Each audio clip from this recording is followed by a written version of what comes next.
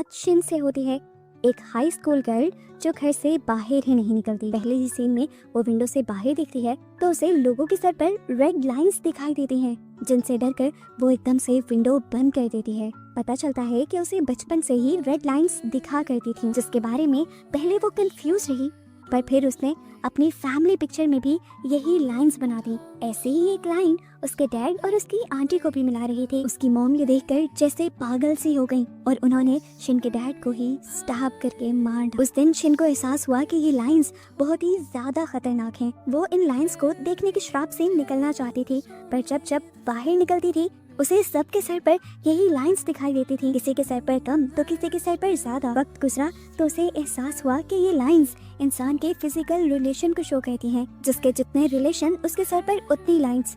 इसीलिए उसने इन लाइंस को एस लाइंस का नाम दिया। उसे इन लाइंस को नहीं देखना था, इसीलिए कई बार उसने अपनी लाइफ खत्म करने की भी कोशिश की, पर जब वो ऐसा करती हर बार किसी मिरेकल की तरह जिंदा हो जाती। आखिर इन लाइंस को ना देखने के लिए उसने काला चश्मा लगाना शुरू कर दिया और घर से भी निकलना छोड़ दिया। घर रहकर वो इसी मिशन पर लग चुकी थी कि जान सके आखिर क्यों उसे चुना गया इन लाइंस को देखने के लिए, और आखिर ये कैसा कर्ज, कैसा शराब है जो उसे मरने भी नहीं देता। अब एक दिन शिन विंडो से बाहर देखती है। उसकी सामने वाली बिल्डिंग में नई लड़की रहने आई थी, जो शिन को देखती ही शिन की तरफ हाथ हिलाती है और शिन उसके सर की बहुत ज्यादा सी रेड लाइंस देखकर डरकर विंडो बंद कर देती है। उस लड़की को थोड़ा अजीब महसूस होता है।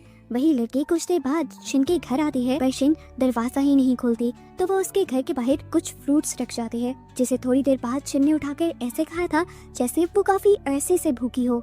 अब सीन कट होकर हमें एक नई कैरेक्टर सियोन को स्कूल में दिखाया जाता है, जिसकी क्लास फेलो हिवॉन दूसरे लोगों के साथ मिलकर उसे बुली कर रही थी। सियोन को वो छत से लटका कर कहती है कि अगर कल तुमने हमें पैसे लाकर ना दिए तो मैं तुम्हें छत से गिरा दूंगी। सियोन की डर की वजह उसकी फैमिली का ना होना था। वो अपने अंकल हान जी वोक के साथ रहती थी, जो कि एक डिटेक्टिव है, इसीलिए कभी उसने सियोन को ज्यादा टाइम नहीं दिया। और इस टाइम भी वो एक मर्डर केस की इन्वेस्टिगेशन कर रहा है, जिस मर्डर केस की रिपोर्ट को टीवी में भी दिखाया जाता है। इस केस का किलर एक हेलमेट मैन को बताया जा रहा था। शिन हैरान थी कि हेलमेट मैन जो उसे टीवी पर नजर आ रहा था, उसके सर पर सिर्फ एक एस लाइन थी और ऐसा बहुत कम देखने को मिलता था। शॉकिंगली अगले ही दिन वो हेलमेट मैन उसकी सामने वाली बिल्डिंग में उसी की नई नेबर के घर आता है और शिन उसे किलर समझकर फौरन पुलिस में कॉल कर देती है। पर जब उसे रियलाइज होता है कि वो तो उसकी नेबर का ही दोस्त है तो वो कॉल कट कर देती है। सुबह में उसकी कॉल के बारे में हान को बताया जाता है कि एक लड़की ने कॉल करके हेलमेट मैन के बारे में बताया था। हान को उस लड़की का एड्रेस बताया जाता है तो पता चलता है कि शिन हान की सामने वाली बिल्डिंग में रहती है। हान उसके घर जाकर जब उसका दरवाजा नॉक करता है तो शिन उसके सर पर बहुत सारी एस लाइंस देखकर इतना ज्यादा डर जाती है कि घर के अंदर जाकर छुप जाती है। हान काफी देर तक दरवाजा नॉक करता रहता है तो शिन के नेबर उसे बताते हैं कोई फायदा नहीं, वो दरवाजा नहीं खोलेगी। हान दोबारा नॉक करता है और उससे कहता है कि अगर तुम उस हेलमेट वाले आदमी के बारे में कुछ भी जानती हो और हमें बता सकती हो तो हमारी मदद हो जाएगी। शिन थोड़ा सा दरवाजा खोलती है और उसे कहती है कि मैंने गलत फहमी में कॉल कर दी थी। मैंने एक हेलमेट पहने हुए आदमी को सामने वाली बिल्डिंग में एक लड़की के घर जाते हुए देखा था। मुझे लगा कि वो लड़की खतरे में होगी, मैंने इसलिए पुलिस को कॉल कर दी, लेकिन बाद में मुझे पता चला कि वो लड़का उसी लड़के का बॉयफ्रेंड था। हान शिन से उसके पेरेंट्स के बारे में पूछता है तो शिन दोबारा डरकर दरवाजा बंद कर देती है। आज रात को शिन दोबारा जब बाहर देख रही होती है तो उसे पता चलता है कि वही हेलमेट वाला इंसान उसकी अपनी बिल्डिंग में रहता है। शिन को उसके बारे में ये भी पता चलता है कि वो डिलीवरी मैन है और कुछ ही अर्सा पहले उस बिल्डिंग में आया है। मर्डर भी अब क्योंकि हेलमेट पहने हुए डिलीवरी मैन ने ये किया था, इसलिए पुलिस भी सभी डिलीवरी मैन्स को चेक कर रही थी। और अब हान अपने असिस्टेंट को टास्क देता है शिन की बिल्डिंग में रहने वाले उस डिलीवरी मैन की इन्वेस्टिगेशन करने का। बिना परमिट के हान का असिस्टेंट उसके फ्लैट में घुस जाता है और इन्वेस्टिगेशन शुरू कर देता है।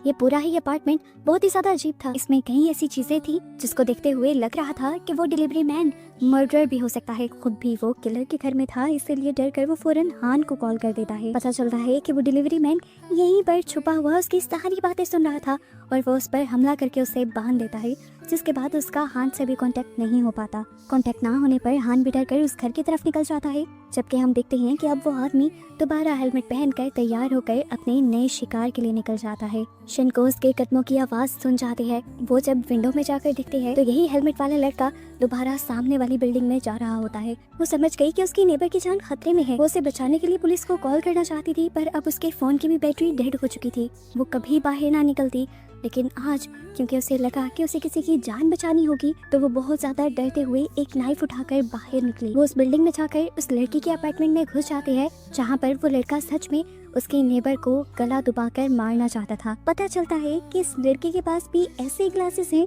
जो बिल्कुल शिन की तरह एस लाइंस देख सकती हैं। इसी ग्लासेस की वजह से वो जान गया था कि ये लड़की उसके साथ चीट कर रही है, इसीलिए वो उसे मार रहा था।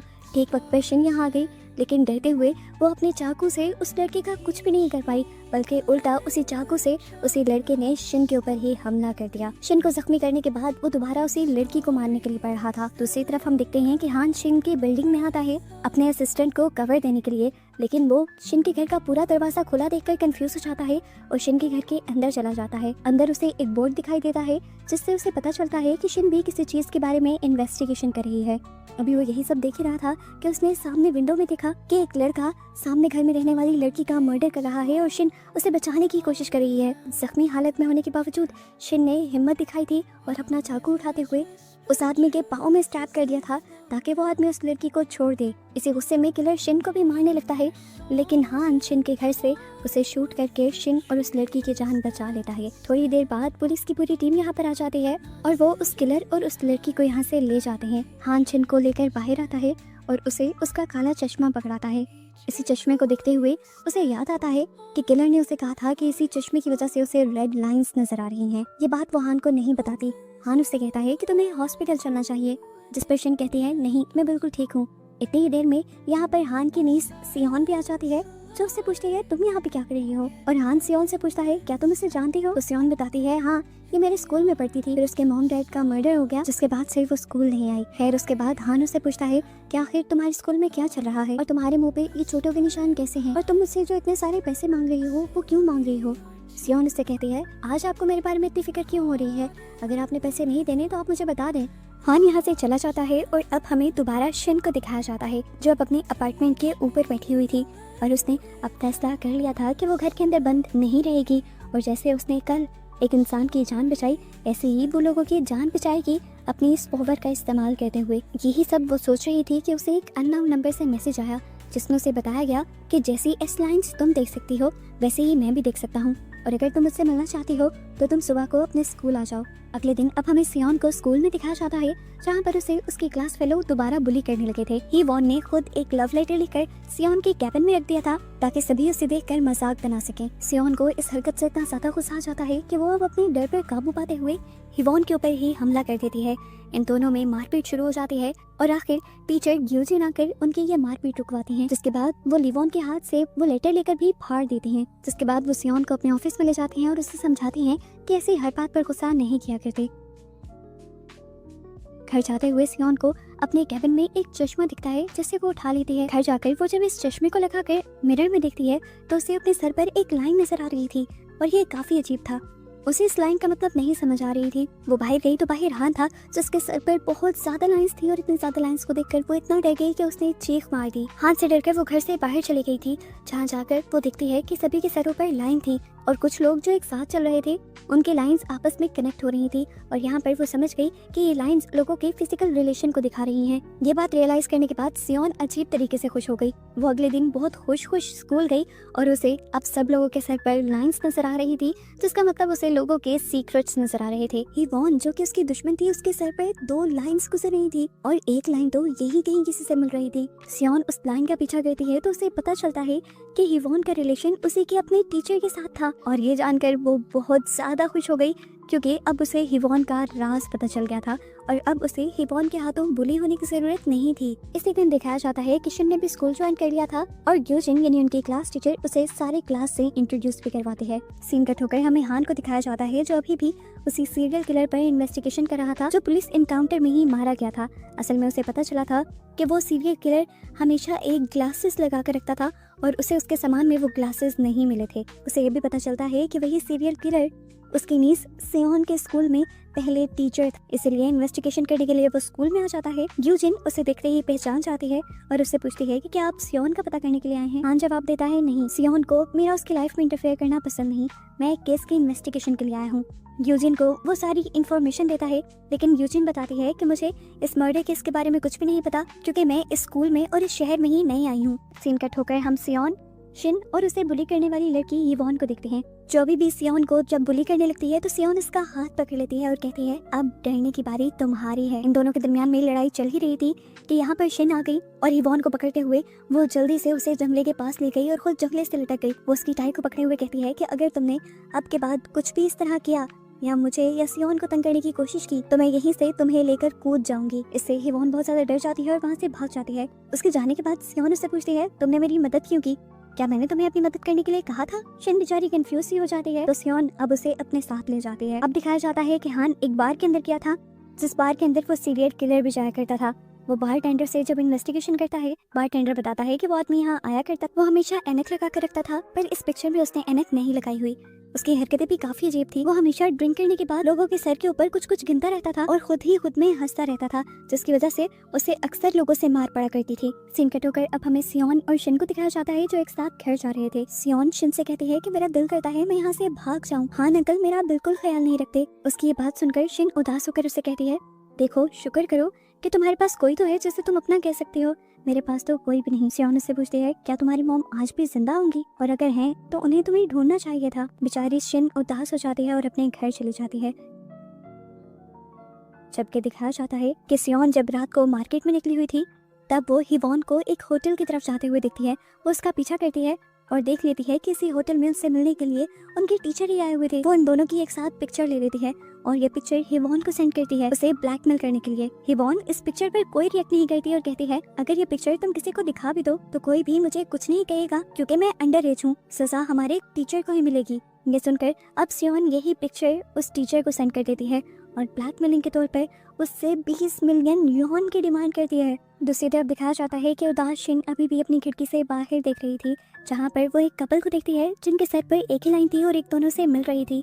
वो बहुत ज़्यादा खुश लग रहे थे एक साथ, जबकि यहाँ पर बहुत से और भी लोग थे जिनके सर पर बहुत सारी लाइंस थी। सुबह में हमें स्कूल का सीन दिखाया जाता है, जहाँ पर घबराए हुए टीचर जाकर यीवॉन से मिलते हैं और उसे बताते हैं कि उसे कोई लड़की ब्लैकमेल कर रही है।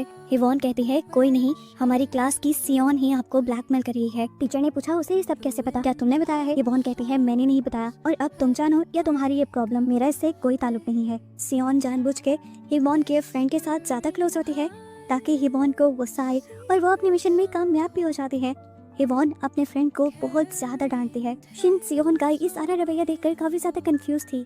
वो वॉशरूम में आकर उससे पूछती भी है कि आखिर तुम्हारे दिमाग में चल क्या रहा है। वो उसके पास अब वही चश्मा दिखती है जो उस दिन सीरियल किलर के पास भी था। वो सियोन से कहती है कि मैं जान गई हूँ कि तुम इस ग्लासेस से एस लाइंस देख पाती हो। सियोन ने ऐसे एक्ट किया कि जैसे वो उसकी बात समझ ही ना पा रही हो। तब शिन ने उसे कहा कि मैं भी वही एस लाइंस देख सकती हूँ जो तुम इस चश्मे के जरिए देख रही हो। सियोन ने कहा, अगर ऐसी ही बात है तो बताओ मेरे सर पे कितनी लाइंस हैं? उसने कहा, तुम्हारे सर पे एक लाइन है, तुम्हारे अंकल हान के सर पर बहुत सारी लाइंस हैं और हमारी टीचर ड्यूजिन के सर पर एक भी लाइन नहीं। शिन नहीं चाहती थी कि सियोन अब इस चश्मे का इस्तेमाल करे, लेकिन सियोन उससे ये चश्मा खींच लेती है। शाम में भी जब सियोन और शिन एक साथ घर जा रहे होते हैं तो शिन सियोन को अपने डैड के मरने की वजह बताती है। वो सिर्फ सियोन को ये समझाना चाह रही थी कि ये लाइंस बहुत ज्यादा खतरनाक हैं और इन्हें नहीं देखना चाहिए। सियोन इस मर्तबा भी उसकी बातें नहीं मानती और दिखाया जाता है कि रात में सियोन यीवॉन के फ्रेंड के साथ चली जाती है उसके घर में।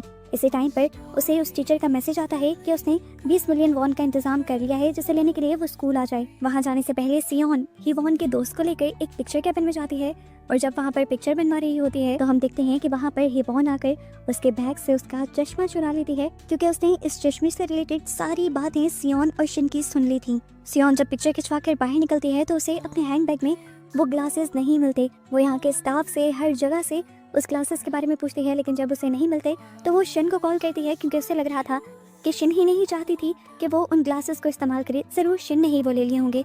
लेकिन शिन कहती है, किस बारे में बात कर रही हो, मुझे तो कुछ पता नहीं, मैं तो अपने घर पर हूँ। वो उससे भी पूछती है कि तुम कहाँ पर हो। सियोन कहती है कि मैं स्कूल जा रही हूँ और ये कहते ही वो कॉल काट देती है। शिन का दिल घबराने लगा था, उसे लगा कि कुछ बुरा होने वाला है, इसीलिए फौरन वो सियोन का पीछा करने के लिए गई। वो स्कूल की छत पर जाती है तो वहाँ उनके टीचर थे। सियोन उससे पूछती है, कहाँ है मेरे पैसे? तो वो टीचर रोने लगता है और कहता है कि मेरे लिए इतनी बड़ी रकम का इंतजाम करना मुश्किल है, मैं तुम्हें रकम दे दूंगा, पर प्लीज पहले वो पिक्चर डिलीट कर दो। मेरी छोटी सी फैमिली है, छोटा सा बेटा है, अगर ये बात बाहर चली गई तो मुझे स्कूल से भी निकाल दिया जाएगा और फिर मैं अपने बच्चों को कैसे पालूंगा।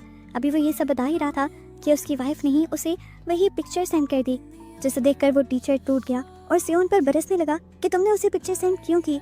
सियोन नहीं जानती थी वो किस बारे में बात कर रहा है। खैर दिखाया जाता है कि वो सियोन को उठाकर गुस्से में बिल्डिंग से नीचे गिरा देता है। यहाँ शिन जो सियोन का पीछे आ रही थी, वो किसी को बिल्डिंग से नीचे गिरता हुआ देखती है और फौरन समझ जाती है कि ये सियोन ही है।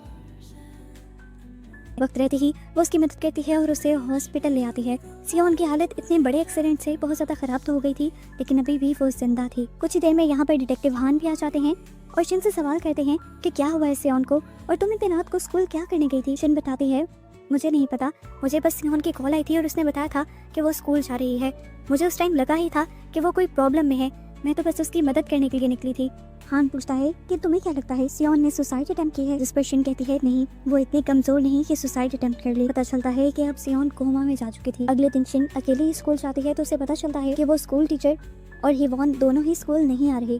अब शिन से शिन की क्लास फेलो बात करती है और कहती है कि मुझे नहीं लगता था कि सियोन कभी सुसाइड करेगी। वो ये भी कहती है कि मुझे तो लग रहा है कि ये एक मर्डर है, क्योंकि जब से सियोन का एक्सीडेंट हुआ है तब से हिवॉन भी स्कूल नहीं आई जो उसे बुली करती है, और वो स्कूल टीचर भी स्कूल नहीं आए जिसके साथ हिवॉन को देखा गया था। शिन भी समझ गई कि जरूर इसके पीछे उन दोनों का हाथ हो सकता है। यहाँ स्टाफ रूम में हमें दिखाया जाता है कि एक नए टीचर को वही ग्लासेस मिल जाते हैं जो पहले सियोन के पास थे। वो इन ग्लासेस को देखकर कंफ्यूज होते हैं। ग्यूजिन से जब वो इन ग्लासेस के बारे में पूछते हैं तो ग्यूजिन बताती है कि ये ग्लासेस हमारे स्टाफ के नहीं है, आप चाहे तो इन्हें रख लें। वो टीचर जैसे ही वो ग्लासेस पहनता है तो उसे भी सबके सरों पर रेड लाइंस दिखाई देने लग जाती हैं और वो जल्द ही इन रेड लाइंस का मतलब भी समझ लेता है। यहाँ इतने में ही हान भी आ जाता है सियोन के केस में इन्वेस्टिगेशन करने के लिए। ग्यूजिन हान को बताती है कि जिस दिन से सियोन का एक्सीडेंट हुआ है उसी दिन से उसे बुली करने वाली लड़की हिवॉन भी स्कूल नहीं आई है और एक टीचर भी उसी दिन से स्कूल नहीं आया है। हो सकता है कि इसके पीछे वो दोनों हों। अब हान उसे सियोन के साथ किसी की पिक्चर दिखाता है और उससे पूछता है कि ये कौन है। ग्यूजिन कहती है ये भी हमारा स्टूडेंट है और वो उसे उसके पास ले जाती है। हान इस लड़के से इन्वेस्टिगेशन करता है तो लड़का बताता है कि हम लोग अच्छे दोस्त हैं, इससे ज्यादा कुछ नहीं। हम लोगों ने उस दिन जब पिक्चर खिंचवाई तो उसी दिन सियोन का हैंडबैग में से कुछ सामान चोरी हो गया था, जिसे ढूंढने के लिए वो काफी ज्यादा परेशान हो गई और वहाँ से चली गई। हान पुलिस स्टेशन वापस आ जाता है और जहाँ से उन बच्चों ने अपनी पिक्चर बनवाई थी वहाँ की सीसीटीवी फुटेज देखने लग जाता है और ये देखता है कि उस दिन वहाँ पर हिवॉन आई थी सियोन के बैग से वो चश्मा चुराने के लिए।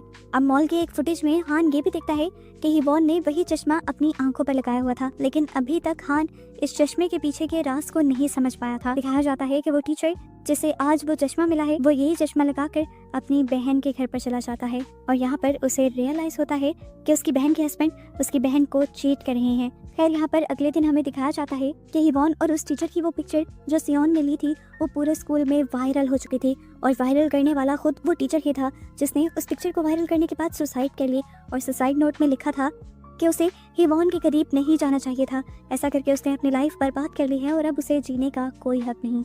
यहाँ हान को पुलिस स्टेशन में दिखाया जाता है जहाँ पर उसके सीनियर्स उसे कहते हैं कि तुम सियोन के केस को एक सुसाइड मान लो और इस केस को बंद करके दूसरी केसेस पर भी काम करो, लेकिन हान का दिल नहीं मान रहा था कि सियोन सुसाइड भी कर सकती है, इसीलिए वो इस केस को नहीं छोड़ता और दोबारा सियोन और शिन के स्कूल आता है। वो शिन को पिक करता है और उससे पूछता है कि तुम सियोन से मिलने के लिए हॉस्पिटल क्यों नहीं जाती, वो तो तुम्हारी अच्छी दोस्त है, तुम्हें क्या लगता है उसने सुसाइड की होगी। ये सारी बातें सुनकर शिन घबरा सी जाती है और कहती है कि नहीं उसने सुसाइड तो नहीं की होगी। पर हान पूछता है पर क्या। वो उसे कहता है शिन देखो मुझे तुम पर पूरा भरोसा है कि उस दिन तुम सियोन को बचाने ही गई थी, मुझे तुम पर बिल्कुल शक नहीं, तुम जो कुछ कहना चाहती हो खुलकर कहो। तो शिन कहती है कि क्या आपको उस चश्मे के बारे में नहीं पता। हान कंफ्यूज होकर पूछता है कौन सा चश्मा और ऐसा क्या है उस चश्मे में जो उसके पीछे पड़ गए हो।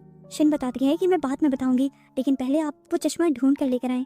अब अगले दिन दिखाया जाता है कि वो टीचर जिसने नए नए अपने ब्रदर इन लॉ को अपनी बहन पर चीट करते हुए पकड़ा था, वो अपने ब्रदर इन लॉ को होटल में जाकर रंगे हाथों पकड़ता है और तब उसे धमकी देता है कि अगले दिन मेरी बहन को जाकर सब सच बता देना वरना अच्छा नहीं होगा।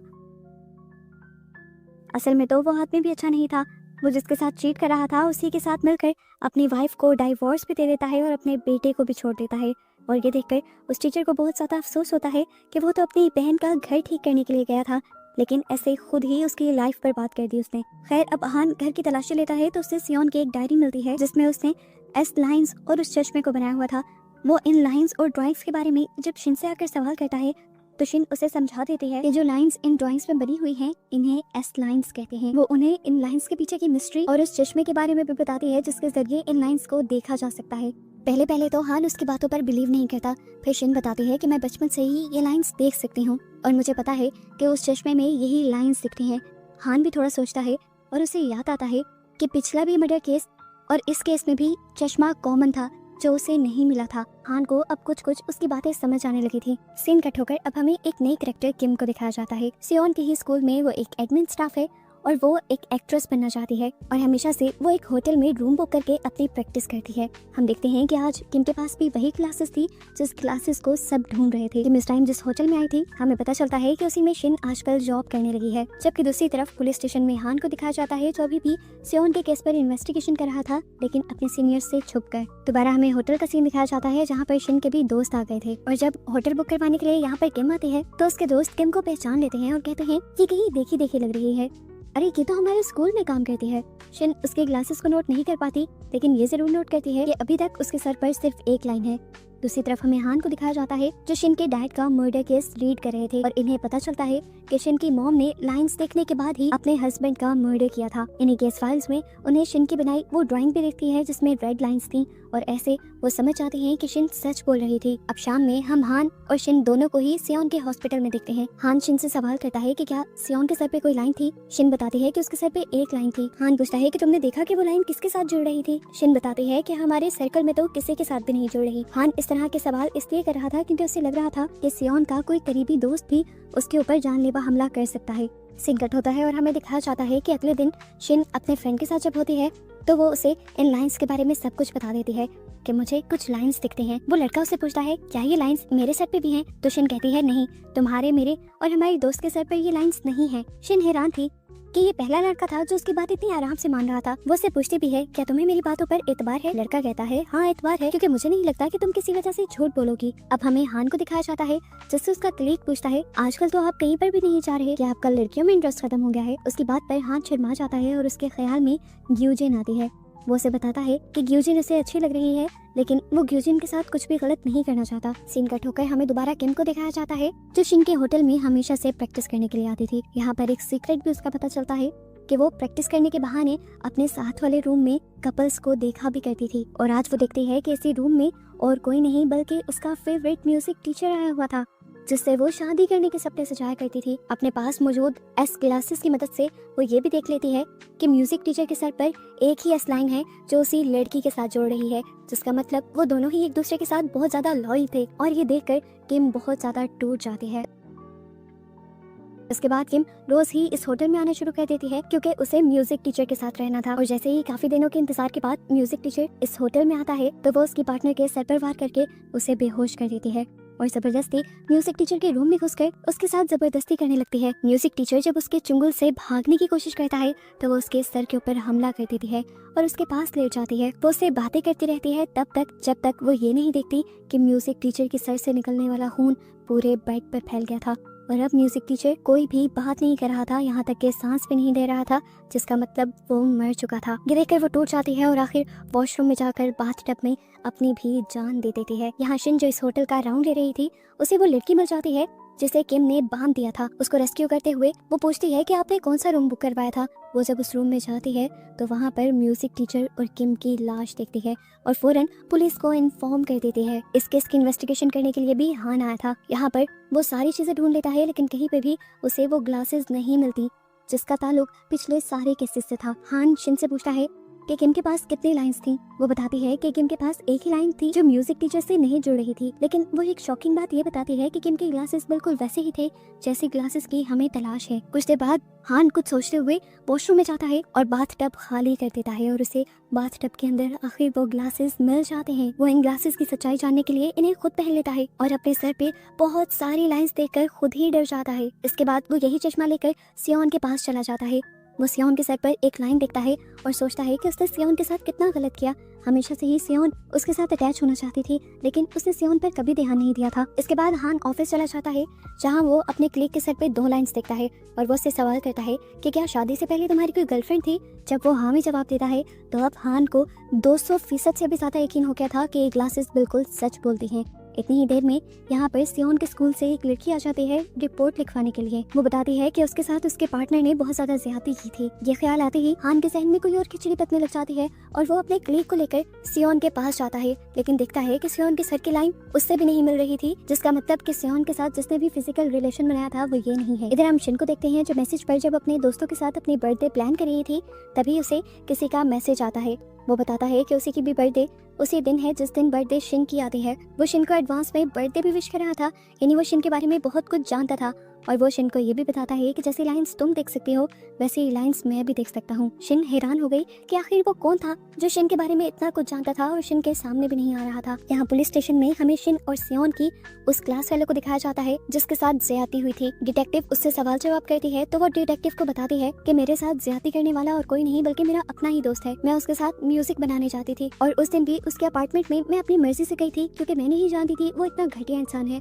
उसने मुझे ड्रिंक में डालकर कुछ पिलाया और उसके बाद वो मेरे करीब आ गया और मुझे ये बात बाद में पता चली। यहाँ पर डिटेक्टिव लड़की से सवाल करती है कि इससे पहले भी तुम्हारा कोई ऐसा दोस्त या ऐसा रिलेशन था, जिस पर वो लड़की कहती है नहीं। हान जो बाहर से ये सब देख रहा था उस लड़की के सर पर 4 लाइंस देखकर हैरान हो जाता है और वो ये भी पहचान लेता है कि ये लड़की झूठ बोल रही है। इसके बाद अब हान इसी केस की इन्वेस्टिगेशन करने के लिए दोबारा सियोन के स्कूल चला जाता है, जहाँ सबसे पहले उसकी मुलाकात ग्यूजिन से ही होती है। अपनी आंखों में पहने हुए ग्लासेस की मदद से वो देखता है कि ग्यूजिन के सर पर एक भी लाइन नहीं थी, यानी वो सबसे ज्यादा प्योर लड़की थी। वो ग्यूजिन से अब परमिशन लेकर उस लड़की की इन्वेस्टिगेशन स्टार्ट कर देता है जिसके खिलाफ कंप्लेन आई हुई थी। हान देखता है कि उसके सर पर सिर्फ एक ही लाइन थी, लेकिन वो यहाँ पर साफ मुकर रहा था कि उसने अपने म्यूजिक पार्टनर के साथ कुछ गलत नहीं किया। हान सारी इन्वेस्टिगेशन करके स्कूल से बाहर निकलता है तो शिन की नजर उस पर पड़ जाती है और शिन उसे गुस्से से देखती है। हान समझ गया था कि शिन उसे गुस्से से इसलिए देख रही है क्योंकि उसने ग्लासेस के मिलने के बारे में शिन को नहीं बताया। अब शिन हान के पास जाकर उससे ये ग्लासेस मांगती है। हान कहता है ये ग्लासेस एविडेंस है, मैं तुम्हें ये नहीं दे सकता। तो शिन कहती है क्या एविडेंस को ऐसे पहनकर फिरना ठीक है? हान कहता है हाँ, मैं इन ग्लासेस की मदद से बहुत काम कर रहा हूँ। इन दोनों की इन्हीं बातों के दौरान यहाँ पर ग्यूजिन आ जाती है और इनसे पूछती है कि सब कुछ ठीक तो है। तो हान उन्हें बताता है कि शिन उनकी नेबर है। ये सुनते ही शिन तो यहाँ से चली जाती है, लेकिन ग्यूजिन हान से लंच के बारे में पूछती है। हान के लिए ये बहुत अनएक्सपेक्टेड था, वो गड़बड़ा सा गया और उसने कहा मैं बाद में बताऊंगा। ये कहकर वो चला गया और ग्यूजिन पीछे से उसे देखकर मुस्कुराती रह गई। उसकी नजरों से हमें हान को दिखाया गया तो उसके सर पे बहुत सारी रेड लाइंस दिखाई गई, जिसका मतलब हमें पता चला कि ग्यूजिन भी इस दुनिया में एस लाइंस को देख सकती है, यानी एस लाइंस को देखने वाली शिन इस दुनिया में अकेली नहीं है। पुलिस स्टेशन में हमें हान को दिखाया जाता है जो अभी भी उसी लड़की के केस की इन्वेस्टिगेशन कर रहे थे। वो जिसके ऊपर इल्जाम लगा रही थी उस लड़के के साथ उसकी एस लाइन मिल ही नहीं रही थी, तो हान समझ गया कि ये केस झूठा है और वो लड़की पर ही झूठ का इल्जाम लगाकर इस केस को बंद कर देता है। रात में शिन और हान आपस में बातें करते हैं तो हान दोबारा शिन को उसी की क्लास फेलो के बारे में बताता है। वो कहता है मुझे समझ नहीं आ रही कि वो लड़की अपने ही दोस्त को क्यों फंसाना चाहती है, हालांकि उसके सर पर 4 लाइंस हैं। यहाँ शिन उसे कहती है वो लड़की झूठ नहीं बोल रही, उसके साथ सच में किसी ने ज्यादती की है क्योंकि आज से 1 हफ्ता पहले उसके सर पर एक भी लाइंस नहीं थी और फिर अचानक 4 आ गई। अगर उसका किसी के साथ अफेयर होता तो एक एक करके उसकी लाइंस पड़ती। हान भी सोच में पड़ जाता है और इस केस को रीओपन करवाता है। यहाँ पर हम होटल में शिन को देखते हैं जहाँ पर उससे मिलने के लिए उसका दोस्त आ जाता है और अंधेरे को देखकर वो ऐसे घबरा जाता है जैसे वो बच्चा हो। शिन को इस टाइम वो बहुत ज्यादा क्यूट लगता है। शिन को उससे बहुत ज्यादा प्यार भी होने लगा था क्योंकि ये लड़का वो पहला इंसान था जिसके साथ वो इतना क्लोज हो गई थी। उसकी जिंदगी में उसके मॉम डैड कोई भी नहीं था सिवाय इस लड़के के। फिर यहाँ पर हमें हान को दिखाया जाता है जो केस को रीओपन करवाने के बाद दोबारा उसी लड़के को बुलाता है जिस पर उस लड़की ने इल्जाम लगाया था। वो लड़का अभी भी ये कह रहा था कि मैंने उस लड़की के साथ कुछ भी नहीं किया। तो अब हान उससे पूछता है कि उस दिन ठीक हुआ क्या था, ये बताओ। वो लड़का बताता है कि उस दिन हम दोनों पार्टी कर रहे थे और लड़की ने बहुत ज्यादा विस्की पी थी। पूरी बोतल भी पीने के बाद वो और मांग रही थी, जिसे लेने के लिए मैं अपने हॉस्टल की करीब वाली एक शॉप पर गया था। हान उस शॉप की सीसीटीवी फुटेज मंगवा लेता है और देखता है कि उसी दिन उसी शॉप में से 4 और लड़के भी निकल रहे थे, जिनमें से एक लड़की के सर पर तो पहले बिल्कुल लाइन नहीं थी, लेकिन कुछ देर बाद जब वो उसी शॉप के आगे से गुजरे तो उसके सर पर एक लाइन थी। वो बाकी तीनों लड़कों की भी लाइन गिनता है और उस हॉस्टल से वापस आने के बाद वो देखता है कि उन सब की लाइन बढ़ रही थी, जिसका मतलब था कि इन चारों ने ही उस लड़की के साथ कुछ किया था। इन्हीं चारों की इन्वेस्टिगेशन करने के लिए वो स्कूल आ जाता है और स्कूल में शिन भी देखती है कि वो चारों लड़के उसी स्कूल में पढ़ते हैं और उन चारों की लाइंस उस लड़की से जाकर मैच हो रही हैं। वो हान को कॉल करके ये सब बताने ही वाली थी कि हान उसके सामने आ गया। ये लोग उन चारों की इन्वेस्टिगेशन शुरू कर देते हैं, लेकिन उन चारों के खिलाफ कोई सबूत नहीं मिल रहे थे। तब हान देखता है कि इनमें से वो लड़का जिसके पास एक लाइन थी वो जरा घबरा रहा था। उसी की घबराहट का फायदा उठाते हुए हान ने उसे ब्लैकमेल करना शुरू किया और आखिर उसके मुंह से सारा सच निकलवा लिया। वो बताता है कि सारी प्लानिंग उनके एक दोस्त की थी। उसी ने ही उनकी ड्रिंक बॉटल के अंदर कुछ ड्रग्स मिलाए थे, जिसके बाद वो लड़की बेहोश हो गई और फिर इन चारों ने इसका फायदा उठाया। प्लान बनाने वाला असल में वही लड़का था जिस पर वो लड़की बहुत ज्यादा एतबार करती थी और उस लड़के ने इन लड़कों से पैसे लिए हुए थे। अब हान के पास क्योंकि उस लड़की के खिलाफ सबूत आ गए थे, तो इस तरह उस लड़के को भी सजा हो जाती है। सीन कट होता है और हमें दिखाया जाता है कि हान अपने डैड से मिलने के लिए अब हॉस्पिटल में गया था, जो भी काफी अरसे से हॉस्पिटल में थे। लेकिन यहाँ हॉस्पिटल का स्टाफ उसे बताता है कि कुछ देर पहले ही उन्हें लेकर कोई चला गया है। हान परेशान हो जाता है और हॉस्पिटल की सीसीटीवी फुटेज देखता है तो उसे पता चलता है कि उसके डैड को यहाँ से ले जाने वाली ग्यूजिन थी। वो घबरा जाता है कि ग्यूजिन उसके साथ क्या करना चाहती है। उसे फौरन सियोन का ख्याल आता है कि ग्यूजिन सियोन को भी नुकसान ना पहुंचाए, इसलिए वो फौरन सियोन के पास आता है। लेकिन सियोन इस टाइम अपने बेड पर ही लेटी हुई थी। हान नोटिस करता है कि सियोन के सर पर बनी हुई लाइन भी मूव करने लगी थी, जिसका मतलब था कि जिस किसी ने भी सियोन के साथ ज्यादती की थी वो यहीं पे आ रहा है। हान जल्दी से अपनी पॉकेट से पिस्टल भी निकाल लेता है। पिस्टल उसने गेट के ऊपर तानी हुई थी और तभी गेट खुलकर यहाँ पर उसके फादर आते हैं, जिन्हें देखकर वो परेशान और दुख से टूट जाता है। वो समझ गया था कि सियोन के साथ बहुत बड़ी ज्यादती हो गई थी। उसके डैड एक इंसान नहीं बल्कि राक्षस थे और शायद यही बात हमेशा से सियोन उसे बताना चाहती थी, लेकिन कभी उसने सुनी ही नहीं। सच्चाई जानकर उसे अपने डैड पर इतना गुस्सा आता है कि वो खुद अपने डैड को पीटने लग जाता है, लेकिन मरने से पहले छोड़ देता है। अब सीन कट होकर हम शिन को देखते हैं, जो खून से लथपथ हान को कॉल करती है और परेशान होकर हान उसकी तरफ निकल जाता है। इधर सीन कट होकर हमें दूसरी तरफ एक कॉफी शॉप में एक नई कैरेक्टर को दिखाया जाता है। इस लड़की की एक गलत वीडियो वायरल हो गई थी, जिसकी वजह से सभी उसे बहुत बुरा भला कह रहे थे। वो बहुत ज़्यादा परेशान हो जाती है और आखिर अपनी जान लेने का सोचती है। इससे पहले कि वो सड़क पर जाकर मर जाती, ग्यूजिन उसे मरने से बचा लेती है और उससे बात करती है। उसे समझाती है कि मरना इन प्रॉब्लम्स का सलूशन नहीं है और साथ ही उसे वो चश्मा देकर जाती है जिससे वो एस लाइन्स देख सकती है। और यहाँ कहानी में ट्विस्ट ये पता चलता है कि ये चश्मा इस दुनिया में एक नहीं था बल्कि काफ़ी सारे थे और इन चश्मों को इस शहर में लेके आने वाली और कोई नहीं बल्कि ग्यूजिन ही थी। सीन कट होता है और हमें थोड़ा सा फ्लैशबैक दिखाया जाता है, जिसमें दिखाया जा रहा था कि आखिर क्यों शिन के हाथ खून से भरे हुए थे। शिन आज बहुत ज़्यादा एक्साइटेड थी, उसका 18th बर्थडे था, इसीलिए वो अपने दोस्त को होटल में बुला लेती है। ये दोनों एक साथ टाइम गुजार कर बहुत ज़्यादा खुश होती हैं। होटल से निकलने के बाद वो लड़का शिन के लिए केक लाने के लिए जाता है और शिन यहाँ मिरर में देखती है कि अब उसके सर पर भी एक लाइन आ गई थी। देखते देखते उसके सर की लाइन मिट जाती है और उसे जोर से चीखने की आवाज़ सुनाई देती है। उसने पीछे मुड़कर देखा, वो लड़का जो उसे सबसे ज़्यादा प्यारा हो गया था, वही लड़का यहाँ पर एक कंस्ट्रक्शन एक्सीडेंट में मारा जाता है और उसकी दुनिया दोबारा से टूट जाती है। वो अब यहाँ से चली जाती है और एक जगह पर बैठकर फूट फूट कर रोने लग जाती है। वो इस टाइम देरी से हमें बैठी हुई थी कि उसे एक अननोन नंबर से एक वीडियो रिसीव हुई, जिसमें उसकी क्लास फेलो को स्कूल में बांध कर रखा गया था, जिसको देखते हुए ही उसने डर कर हान को कॉल मिलाई थी। हान उसे लेने के लिए आ जाता है और सबसे पहले उसे सियोन की लाइन के बारे में सवाल करता है। वो पूछता है कि क्या तुम्हें पहले से ही पता था कि सियोन की लाइन किसके साथ मिलती है। शिन कहती है नहीं। अब शिन उसे वो वीडियो दिखाती है जो उसे अननोन नंबर से आई थी। ये देखते हुए ही हान जल्दी से स्कूल की तरफ गाड़ी बढ़ा देता है और यहाँ जाकर इन्हें वो लड़की भी मिल जाती है। शिन ने हान को ये भी बताया था कि जो कोई भी है उसके मैसेजेस उसे काफी पहले से ही आ रहे थे और उसने क्लेम किया था कि एस लाइन्स वो भी देख सकता है। शिन बताते हैं कि हम जरूर अगर स्कूल जाएंगे तो हमें उसका भी पता चल जाएगा जो एस लाइन्स वाले वो चश्मे पूरे शहर में बांट रहा है।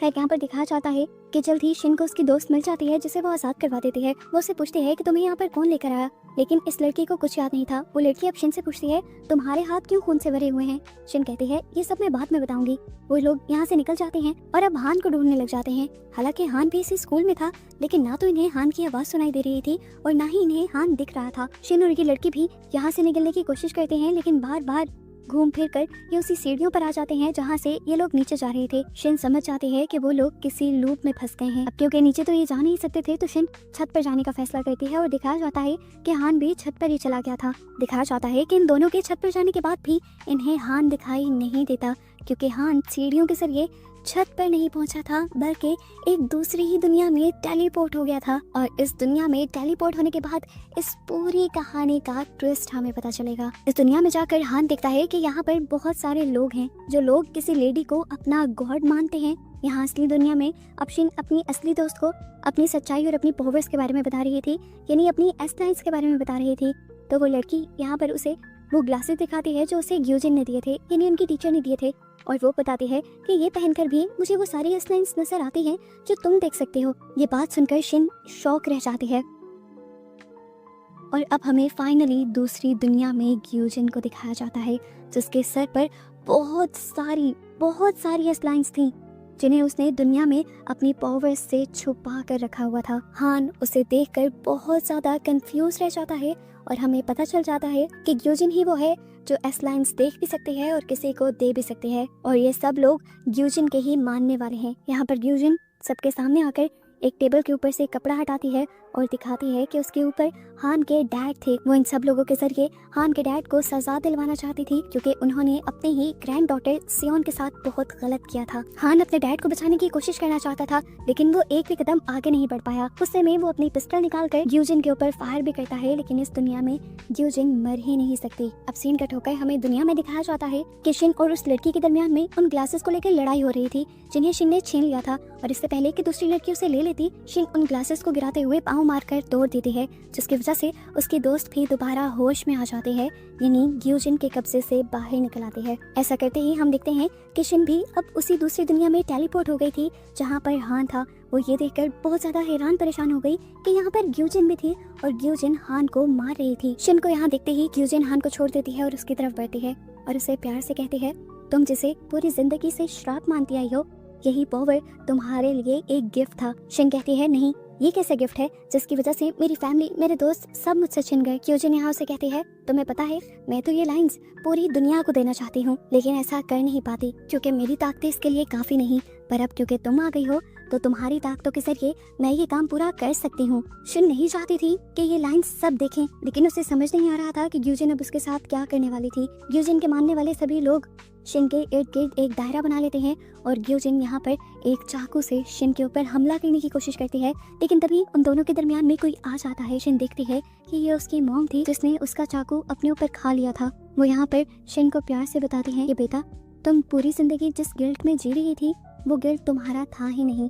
मैंने तुम्हारे डैड को तुम्हारी बनाई ड्राइंग की वजह से नहीं मारा था, बल्कि मुझे भी वो ग्लासेस मिल गए थे जिससे एस लाइंस को देखा जा सकता है, और उन्हीं को देखकर मैंने तुम्हारे डैड को मारा था। ये जानकर कि ये चश्मा भी उसकी मॉम को ग्यूजिन ने ही दिया था तो शिन को गुस्सा आ जाता है और वो ग्यूजिन को मारने के लिए उसकी तरफ बढ़ती है, पर ग्यूजिन उससे पहले उसे ही पकड़ते हुए स्टैब कर देती है, जिसके बाद वो उसके ऊपर रिचुअल करना शुरू करती है और उसे हवा में उड़ा देती है। शिन के अंदर से निकलने वाला खून यहाँ पर बहुत सारी रेड एस लाइंस बनाता है और फिर इन्हीं रेड लाइंस का एक धमाका होकर पूरी दुनिया में ये रेड लाइंस फैल जाती हैं। ऐसा होते ही शिन नीचे गिर जाती है। अब शिन उठकर गुस्से में ग्यूजिन के ही चाकू को अपने पेट से निकालकर ग्यूजिन को स्टैब करती है, तो मरते हुए भी हंसकर ग्यूजिन कहती है, अब इसका कोई फायदा नहीं, मैं जो चाहती थी वो पूरा हो चुका है, अब पूरी दुनिया के लोग ये रेड एस लाइंस देख सकेंगे। ये कहते हुए ही वो मर जाते हैं और उसके मरने के बाद सभी लोग जो ग्यूजिन को अपना गॉड मान रहे थे सभी उसके जादुई असर से बाहर आ जाते हैं। साथ ही हान और शिन भी असल दुनिया में वापस टेलीपोर्ट हो जाते हैं, जहां अब आसमान पर हर तरफ वो रेड लाइंस फैली हुई थी। सभी इंसानों को अब ये रेड एस लाइंस नजर आने लगी थी और शिन के दोस्त को हान के सर पर इतनी सारी रेड लाइंस देखकर बहुत ज्यादा डर लगता है। यहाँ दुनिया के लोग पहले तो इन लाइंस का मतलब नहीं समझ पाते और जैसे ही समझते हैं तो इनके आपस में ही लड़ाई झगड़े होना शुरू हो जाते हैं। कई लोगों के तो आपसी रिश्ते भी टूट गए थे। अब हमें 1 साल बाद की दुनिया दिखाई जाती है, जहाँ दुनिया के लोग अपने किए को छुपाने के लिए अपनी आइडेंटिटी यानी अपनी ही पहचान छुपाने लगे थे। कुछ लोग पूरा टाइम हेलमेट पहन के रखते थे तो कुछ लोग मास्क। पता चलता है कि सियोन बिल्कुल ठीक हो चुकी थी और हान उसका पहले से कहीं ज्यादा ख्याल रखने लगा था। वो उसे रोज पिक एंड ड्रॉप भी करता था और इस वजह से तो सियोन उससे बहुत ज्यादा चिढ़ती थी, क्योंकि हान के सर की बहुत सारी एस लाइंस की वजह से लोग हमेशा उनको घूर घूर कर देखते थे। खैर, अब फाइनली हमारी मेन कैरेक्टर शिन को दिखाया जाता है, जो पहले से काफी कॉन्फिडेंट होकर अकेले ही इस दुनिया में सरवाइव कर रही है। वो जब स्कूल से जा रही होती है तो अचानक कोई उसके कान में आकर उसका नाम पुकारता है। ये ग्यूजिन थी, जिसे सुनकर शिन शॉक रह गई। मतलब ग्यूजिन अभी भी जिंदा थी और उसे ही दिखाते हुए ये सीजन यहाँ पर खत्म